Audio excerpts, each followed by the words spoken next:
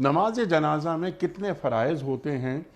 نیز اگر کسی کو نماز جنازہ کی دعا یاد نہ ہو تو اس کی جگہ وہ کیا پڑھ سکتا ہے؟ یہ نذیر صاحب کا سوال ہے۔ فرائض صرف 4 تکبیرات ہیں، جو تکبیرات ہیں وہ فرائض ہیں، ٹھیک، باقی جتنا کچھ پڑھنا ہے وہ سنت ہے۔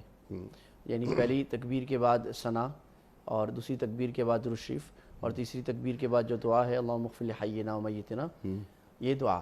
اچھا، اب اگر کسی صاحب کو دعا یاد نہیں تو وہ کچھ بھی پڑھ لے، کوئی بھی دعا پڑھ لے، کوئی بھی دعا پڑھنے سے سنت ادا ہو جائے گی۔ کوئی دعا اللہم اغفر لی، اللہم اغفر لہو ورحمہ، یعنی اللہم اغفر لہو، اللہ اس کو معاف فرما، ورحمہ یہ پڑھ لیں، سبحان اللہ الحمدللہ لا الہ الا اللہ پڑھ لیں، کچھ بھی پڑھ لیں، کوئی بھی ذکر پڑھ لیں تو، لیکن کوشش کرتے رہیں کہ ہمیں یہ جو مسنون دعا ہے، اور یہ ایک دعا نہیں ہے انیق صاحب، یہ جنازہ کے وقت اللہ کے نبی صلی اللہ علیہ وسلم سے بہت زیادہ دعائیں ثابت ہیں، مختلف۔